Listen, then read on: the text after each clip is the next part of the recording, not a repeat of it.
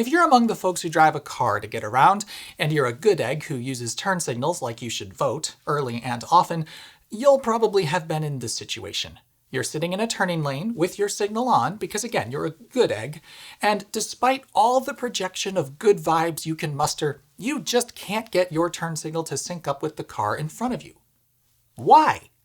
You'd think this wouldn't be so difficult. After all, it's just a blinking light. But try as you might, even if you appear to get it synced, eventually one signal drifts away from the other. Turns out there's a very simple explanation for why you can't get two indicators to flash in sync. It has to do with how turn signal circuits function. Except, these days, those circuits don't work like they used to, and with the right car in front of you, you absolutely can sync yours up. There's no trickery going on here. These are three different, completely unmodified cars, all different model years, made 4 years apart, but their indicators stay in lockstep with one another. What's going on here? Computers! But let's step back in time and look at how turn signal circuits used to work. Cars have needed blinky lights on them for communicating your intent to those around you for many decades, long before the word microcontroller ever left an auto executive's mouth. Although we experimented with goofy ideas like trafficators or delightfully quaint displays like these, eventually we settled on flashing lights. The flashing helps to get your attention, placed at the corners of vehicles.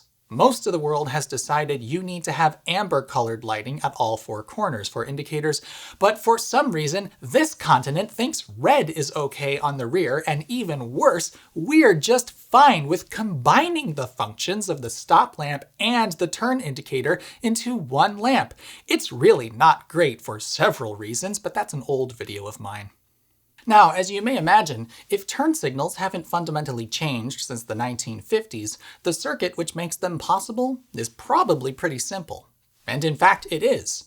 It would be really great if we had an old-fashioned turn signal circuit that we could take a look at. Luckily, I have one right here. And yes, I know the headlights are facing backwards if the steering wheel is facing you, but look, this is just a demonstration. Deal with it. This is a steering wheel and truncated column assembly out of a late 80s Honda. It was important that it be that old, and you'll understand why by the end of this video. These guys are your stalks, like corn, but plastic. In this car, these control wipers and all exterior lighting. To the left is the turn signal stalk and headlight switch, and to the right is the wiper stalk. These are all real current-carrying switches. You can see on the connector for the headlight switch some rather beefy pins, and that's because all of the current for the headlights and whatnot traveled through this thing. And being a 12-volt electrical system, even though the headlights may only consume 120 watts or so, that's 10 amps. Though for safety's sake, each headlight is usually on its own fused circuit. It's better to not lose both at the same time, should there be a fault. The switch we are interested in is this guy. I've always admired these for how many functions they manage to make work on a single control. In this car, twist the end to engage the parking lights and headlights, pull it towards you to flash the high beams, pull it until it clicks to engage the high beams, though in many cars you actually push it away for the same, or if it's old enough, it could be a switch on the floor, and then push it down or pull it up to engage the turn signals. By the way, if you've never realized this, and I know people who haven't, you push it in the direction that you will turn the wheel. So to signal left, you push it down because the left side of the wheel moves down when you turn left. And if for some reason you have a Japanese domestic market car like some sort of eccentric person, or I suppose if you live in Japan, the stalk is on the other side, so the direction you push it is reversed, but the idea remains the same. You shouldn't have to think about which direction to push the stalk, and if you were taught to memorize up is right and down is left, well, I'm sorry, it's deliberately quite intuitive. So anyway, the three smallest contacts are for the turn signals. One is common, and the other two are for the right side of the vehicle and the left side of the vehicle. Engaging the stalk simply bridges the common pin to one of the other two. So if we build a circuit where 12 volts is present on the common pin It will send 12 volts out on one of the other pins when we engage the turn signal. Then all we need to do is send that 12 volts to a couple of lamps, and voila! Turn signals. See? Push down and we light up the left side. Push up and we light up the right. Job done! Except eagle-eyed viewers will notice it's not flashing. Ah yes, that complication. So how do we get the lights to stop being so steady and start getting all blinky? Why? With one of these things. This is a turn signal flasher. Some people call this a flasher relay, which, sure, but it's not a relay. It's just a clever way to repeatedly interrupt and reconnect a circuit. If I put this in series with the 12 volt supply for the lights, take a look at what happens. That is a proper turn signal. It's even making the noise and everything. Yeah, this is what makes, or at least made, that clicking sound. Now, if you've been watching this channel for a while, you'll probably have guessed that where there's a click, there's a switch. And you're right. But even better, making that switch do its switching thing is our old pal, the bimetallic strip. Yes, the same technology that toasts bread to perfection, regulates your home's temperature, or even just tells you what it is, and makes your Christmas lights flash, makes your turn signals flash. And if you've ever put a flasher bulb in a set of Christmas lights, you're probably well on your way to understanding why getting your car to sync up with another one has historically been so hard. Look. This is a different flasher, but it's the same exact model. That is a very different flash. Not only is it a different speed, but the on and off time aren't quite the same. Yet nothing else changed. So what is in these things? If you pick them up, you'll notice that they are very, very light. It feels like there's almost nothing inside them at all. And indeed, there's hardly anything in there at all. Shall we open one? No need. The magic of buying 3 of them has us taken care of already. Now, this mechanism is a little confusing, mainly because of this paper insulator that's pretty easy to miss. Right now, the 2 pins aren't exactly bridged together. Measure the resistance across them, and you'll get about 37 ohms. At 12 volts, that'll pass about 1/3 of an amp, or 4 watts. When you first turn on the signal, nothing happens. However, a complete circuit is actually made right here. Current is flowing through the filaments of the lamps themselves, in fact about 1/3 of an amp, but this thing is preventing the lamps from actually glowing because that's just not enough power. It's essentially behaving as a choke point in the circuit, being the point of highest resistance. That resistance is coming from this tiny little wire, which will get quite hot pretty quickly. And now the bimetallic effect comes in. The wire wraps around and around this strip of metal, and the 4 watts it's dissipating quickly heats that up. Once it's hot enough, this piece will snap to the left, and these switch contacts are now closed. At this point, the resistance of the flasher is negligible, so current easily flows through it, and it lights the lamps.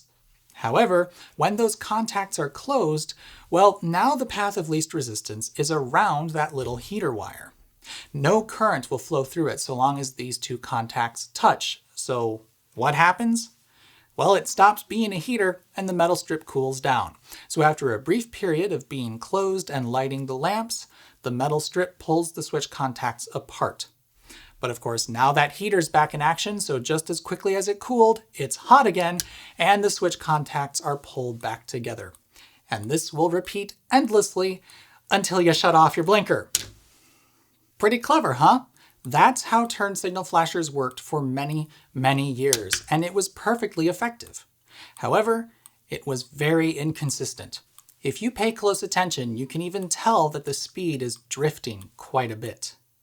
And that, of course, means synchronization is impossible.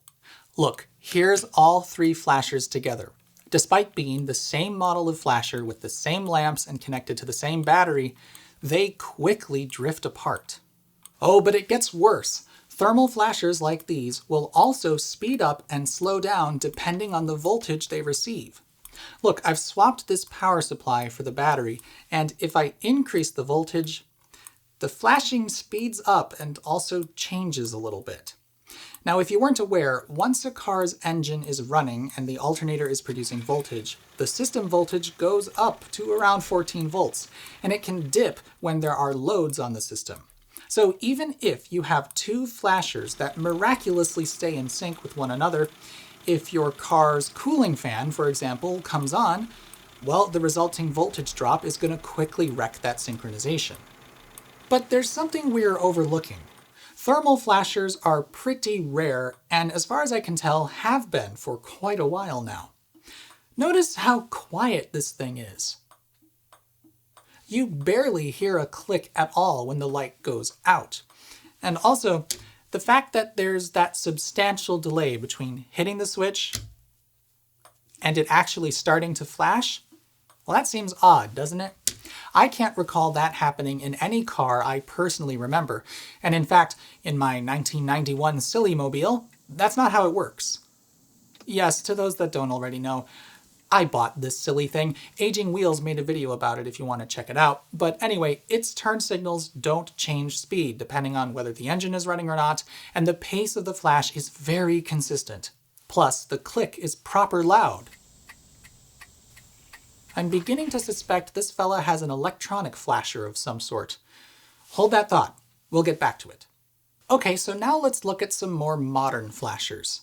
Through the magic of buying 4 more of them, 2 identical pairs, we can explore this further. First, here are 2 long life flashers.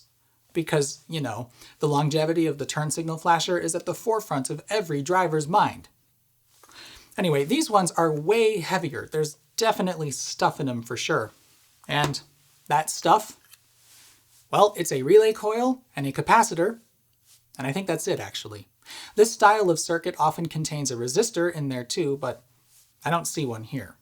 The theory of operation here is actually quite similar to the thermal flasher, but rather than using a fluctuating temperature to open and close a switch, we use a fluctuating voltage. Again, this is normally open, but not exactly. There's a measurable resistance across it. A small amount of current has to pass through this and thus the lamps in order for it to work, just like the thermal flasher. But here, when that initial current passes through, it's not heating a wire, but instead traveling through the coil and charging the capacitor. As the capacitor initially charges, the voltage on the coil rises, which in turn means that the strength of the magnetic field it produces does as well. Eventually, it becomes strong enough to pull this little tab down, which closes the switch contact, and therefore shorts the 2 pins together. That sends the full current out to the turn signal lamps. The stored charge in the capacitor is able to hold the contacts closed for a brief period, but it quickly discharges through the coil winding itself. See, I think in this application the coil is the resistor, but I could be wrong. In any case, once the coil is too weak to hold on, the switch opens again, and wouldn't you know it, now the capacitor is starting to charge back up.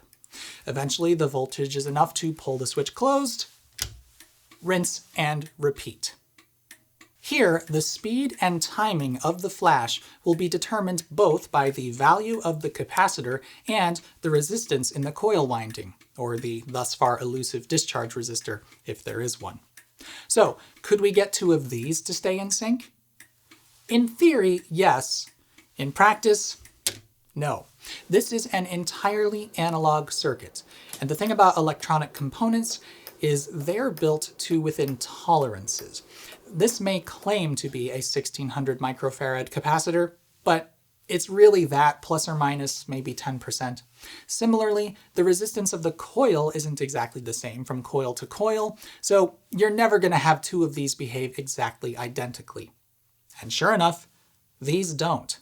I mean, it's not even close at all. In one of them, the on time is longer than the off time, and in any case, the rate of flash is substantially different.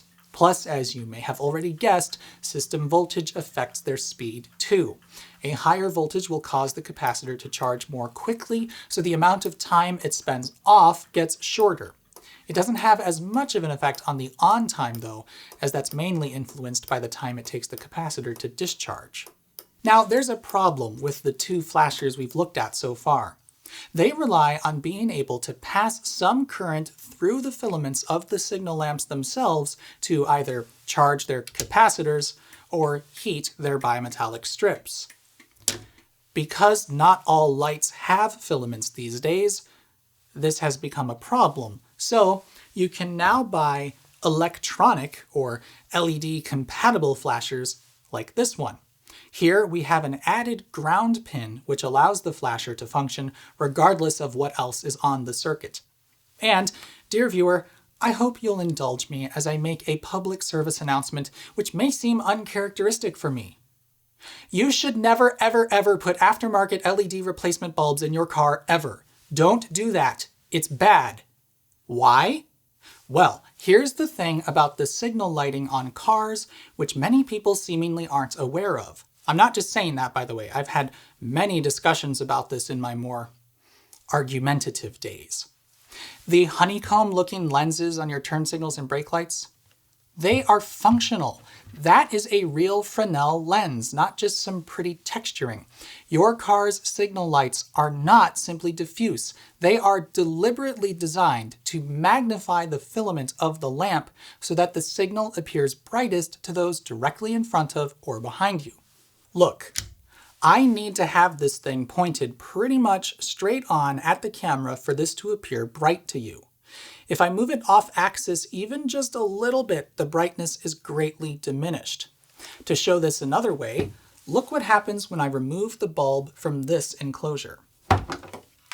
This is the same bulb that you were just looking at, but without the benefit of the reflector and lens array, the filament is just a tiny speck and it doesn't appear nearly as bright to you. There is a narrow cone of maximum visibility, as you can see when I point this at a wall. These optical properties are what allow a signal light to be visible even in direct sunlight, and they are important. And critically, the actual lamp assembly is designed around a specific bulb type. The filaments in a 1157 bulb like this are the same exact size and in the same exact place from bulb to bulb, precisely so that a replacement bulb will perform exactly as intended in the light fixture. Everything needs to line up optically. Remember, this looks bright because it's effectively magnifying the filament, so a tiny region of space, and making it appear larger to you in the camera. LED bulbs don't have filaments, and while some better replacements out there attempt to mimic the placement of the filament in one way or another, it simply will not behave as intended. This is why the packaging for LED drop-ins has to say, for off-road use only, or check with your local laws, because using these instantly voids the DOT compliance of your car's light fixtures. It is not legal to modify the lighting in your car in pretty much any way at all. It annoys me endlessly that stores like Walmart sell these things because the function of your car's signal lighting, especially the brake lights, is a critical component to safety, and screwing around with this can be dangerous. Let's give a real quick shout out to those folks who tinted their taillights to look cool. Thanks for proving that common sense means nothing when you can follow a trend and be stylish. Humanity sure is great, huh? Oh, and you should know that these flashing lights are straight up illegal in most places. Only emergency vehicles are allowed to have flashing red lights outside of rear turn signals on this continent because reasons. If for some reason you absolutely cannot resist putting LEDs in your car, please check that they perform at least as well as your original lamps. Yes, I know they illuminate instantly, and I much prefer LED brake lights on cars designed for them for that reason. But if your new bulb isn't as bright as the old one, that won't matter much, will it? Compare the brightness between your original equipment bulb and your replacement by only changing one first. Move around your car and check to make sure the range of visibility is the same, and for brake lights, make sure there is a substantial difference between tail and stop intensities. Way too many of these replacements have hardly a difference at all. But the best way to ensure your lights work like they should, as well as to keep them legal, just use the bulbs they're designed to use. If your car was built to use incandescent lights, then use them. Thank you for listening to this public service announcement. Alright, so these final flashers, what's inside them? Ah, now we have a circuit board. This looks sophisticated enough to be programmed with a specific flashing no, we'll just cut to the chase. Even in these flashers, the speed is significantly different between the two. But these at least compensate for the voltage. No matter what I have this set to, it flashes at the same rate. Although curiously, as I adjust the voltage upward, it temporarily slows down. So that's weird. Bottom line, these things have never been made so precisely that any two of them will flash at the same exact rate, no matter what their underlying technology is. It simply doesn't make sense to use high-cost components like a clock crystal and microcontroller when you only need to meet the target of between 60 and 120 flashes per minute. That's what the law says regarding signal flashing frequency, by the way. It's not that precise, so these aren't and never have been built with precision. And frankly, the law is probably that imprecise because when that was written, this was the state of the art. Okay, but now I want to go back to the Figaro for a moment. Although this car is 30 years old, its turn signal flasher behaves like the electronic unit we just looked at. There's no delay at all between hitting the switch and the lamp's lighting, and the speed of the flashing is not only very regular, but also does not change when the car is running and the system voltage goes up. I wonder what this flasher is like. Well, here it is. Or at least a similar Nissan flasher from around the same era. Look, I'm going down this rabbit hole so you don't have to.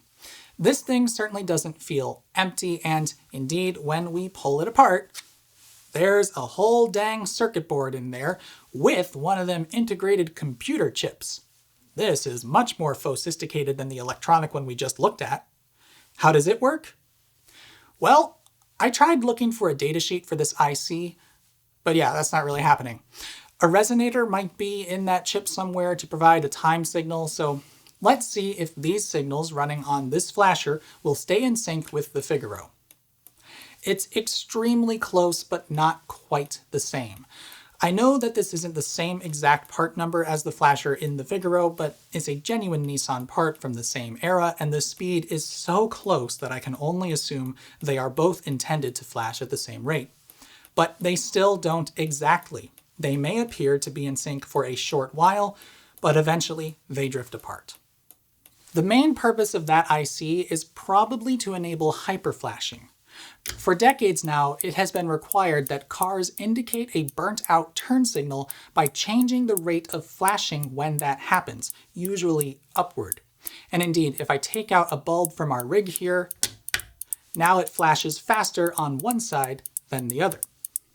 This is the one advantage that a combined stop and turn setup has, letting you know a brake light is out through hyperflashing the turn signal, though that could easily be handled with one of these. But penny pincher's gonna penny pinch. That chip is probably there mainly to create a current sensing function for the hyperflash feature, and since they were going that far, they might as well have made it handle the flashing more precisely using a resonator on the chip or something. Oh, also of note is that this flasher is also used for the four-way hazard lights. You can see that on the label. Hazard/warning is turn signal times 2.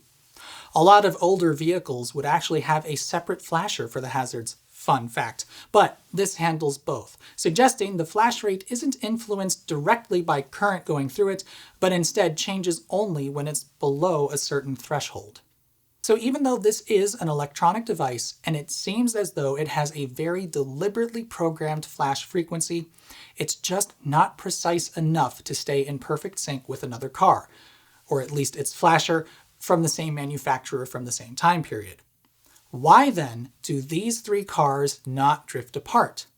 It really wasn't hard at all for me to get these to flash together. Look, it just took a bit of trial and error. Now, in case you're not hyper aware of the US car market to the point you can identify these vehicles with just this angled view, these are all General Motors products, Chevrolets to be specific.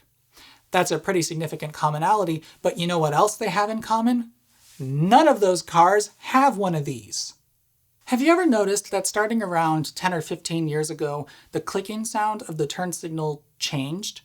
Pretty much every mainstream car made between maybe 1980 and 2005 or so sounded exactly like this. Maybe it was a little louder, maybe it seemed a tad muffled, but the tick-tock, tick-tock, tick-tock was coming from one of these things tucked somewhere under the dashboard. You were hearing the actual switch contacts opening and closing, and that served as the legally required audio cue. Modern cars, though? They can sound like anything at all. Fords sound like somebody's playing ping pong. They can sound like whatever the automaker can imagine because that sound isn't real. Look at this. This is my Chevy Volt. It's not on, and now I'll hit the hazard lights, which don't need the car to be running in order to work. They're on, you can see them, but there's no ticking sound. They're just flashing. What is this madness? Well, for about a decade now, General Motors products have been using the car's stereo system to make all the noises a car has to make. So when the car is off and the stereo is powered down, it can't make the ticking sound of the turn signal. It also can't make two sounds at once. If I turn it on, the ticking sound doesn't begin until the fasten seatbelt chime stops.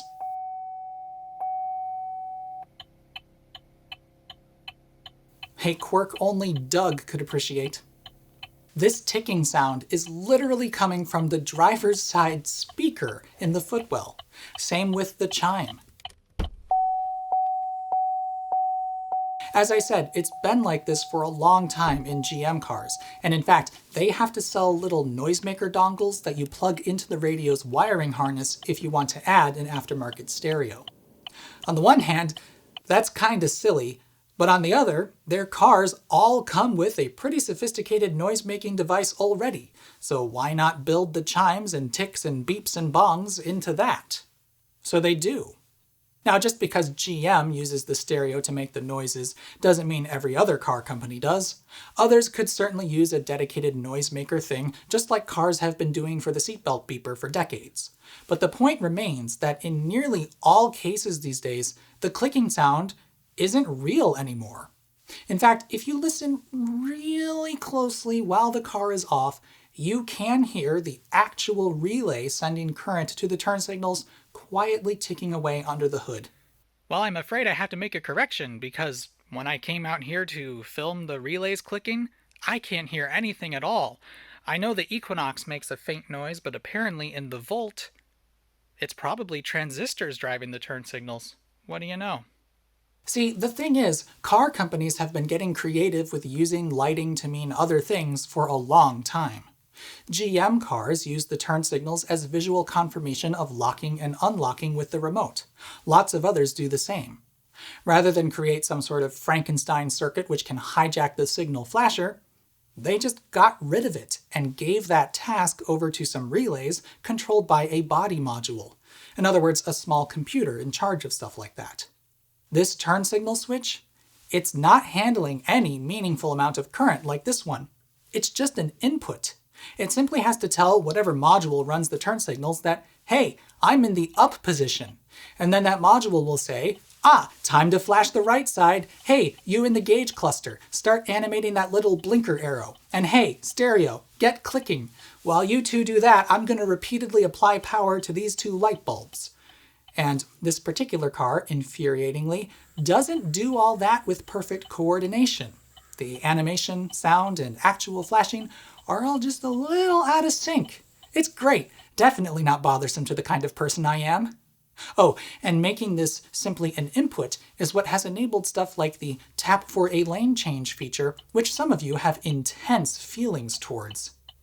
To those of you on Twitter, I just want you to know this video was in the works long before we had that particular discussion. I mean, did you really think I could turn this around? So cars have been computerized to a degree that I think very few people recognize. You know how you have a LAN, your local area network, running over Ethernet in your home? Your car has a CAN bus, literally car area net. Okay, I've been informed it's actually controller area network. Anyway, there is a digital communications network traveling on wires throughout your car which various modules communicate over. And the first car to use this standard was produced the same year this thing was, 1991. We started doing this because cars just keep getting more complex, and there's no sign of that stopping anytime soon. The CAN bus allows for controlling the various whatevers in a car with much less wiring. Take power windows just as an example. Before the CAN bus, these switches were, again, literal current-carrying switches. That meant if you wanted the driver to have control over all 4 windows, you'd need to route heavy-gauge wiring into the driver's door for every window.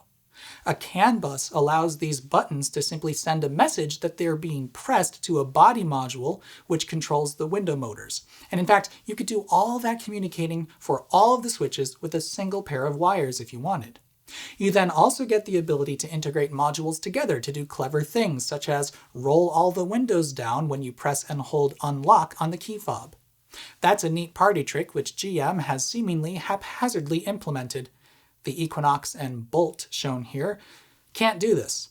We could do a whole video series on that sort of thing, and in fact I kind of want to, but here's why it's relevant. To make this network of things talk to each other correctly, each thing needs its own precise clock, something to drive its internal processing circuitry at the appropriate speed.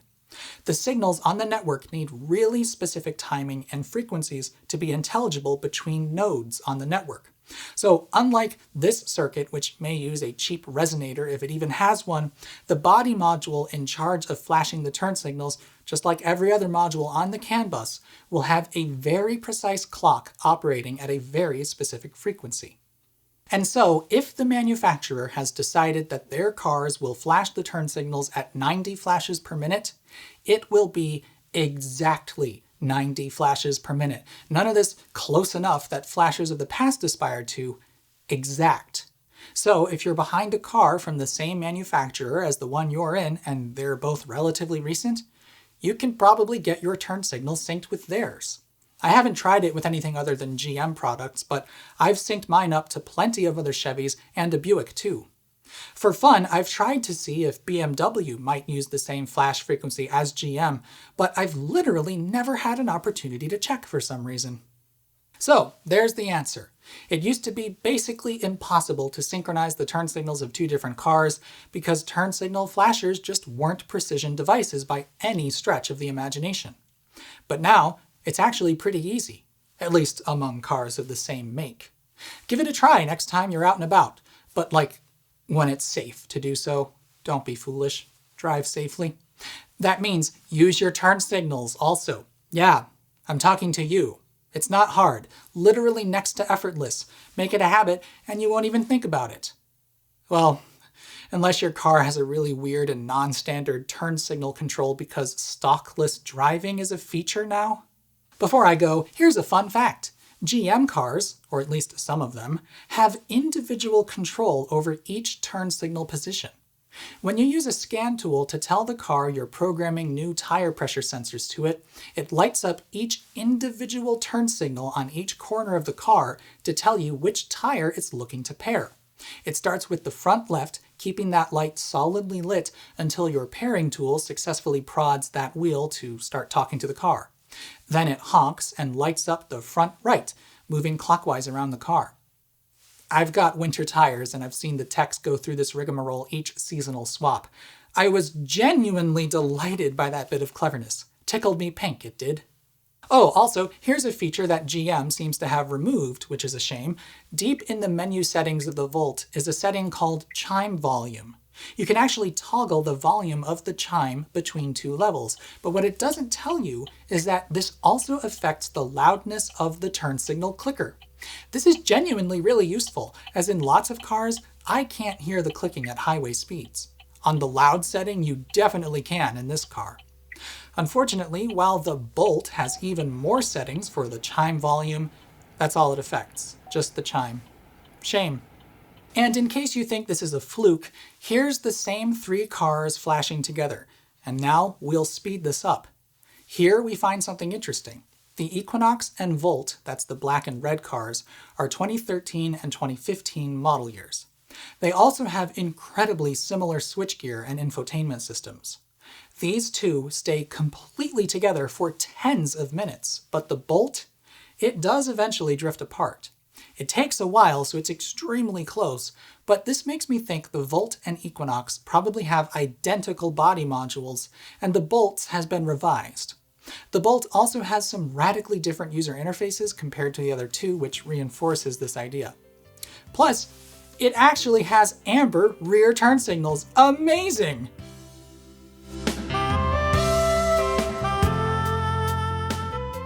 You can't get it... nope, that's incorrect.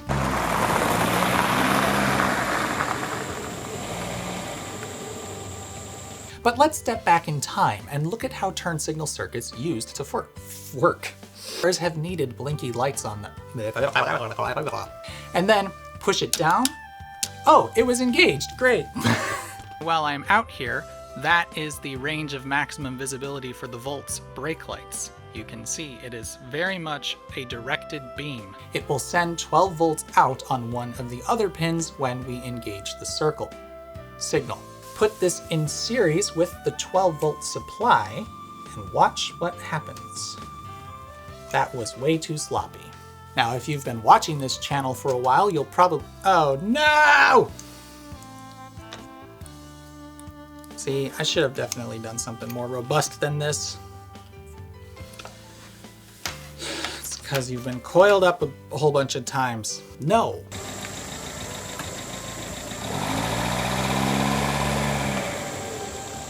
Current flows through the... In any case, once the switch contacts open again, I lost my track. I lost where I was. Eventually the voltage is enough to pull the switch closed, rinse, and repeat. This is not connected. Great job, guys.